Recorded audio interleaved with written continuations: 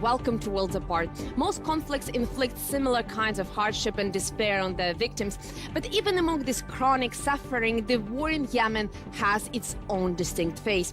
It's a face of a child emaciated by hunger and drained by feces-laden water. Does this child, or rather the thousands of children in Yemen fighting off death, do they stand a chance? Well, to discuss that, I'm now joined by George Khoury, Country Director for the UN Office for Coordination of Humanitarian Affairs in Yemen. Mr. Khoury, it's great to have you on the show. Thank you very much for your time. Thank you for having me. Mr. Khoury, every conflict that gets on the news these days is described as a humanitarian catastrophe. Does the war in Yemen, the crisis in Yemen, stand out in any way in this very long list of humanitarian disasters? Yes, thank you again. Indeed, the situation in Yemen could be categorized as a humanitarian catastrophe by any measure you can think of. Right now in Yemen, we have almost 21 million people out of 28 million people, the total population in the country, who need some sort of humanitarian aid. Yemen is right now the world's largest food emergency. We have 17 million people food insecure. These are people who do not have enough food, put it simply, out of which we have 7 million people who are severely food insecure. These are people who depend completely on their survival on humanitarian aid, on relief aid. It is a catastrophe of epic dimensions, that the one that we are talking about here. And it's not only about food.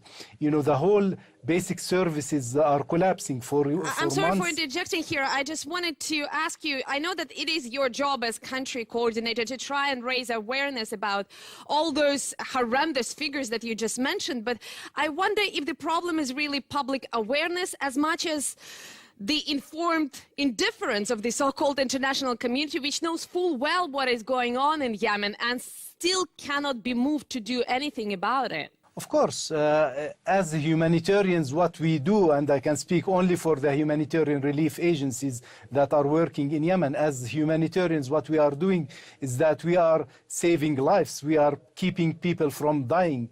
But of course, we are not the solution. The solution is with the international community. They need to get their act together, and they need to act decisively to end this conflict that has basically collapsed all aspects of economic and life in Yemen. What you just said, I watched a number of your interviews from last year, and this is exactly what you were saying back then.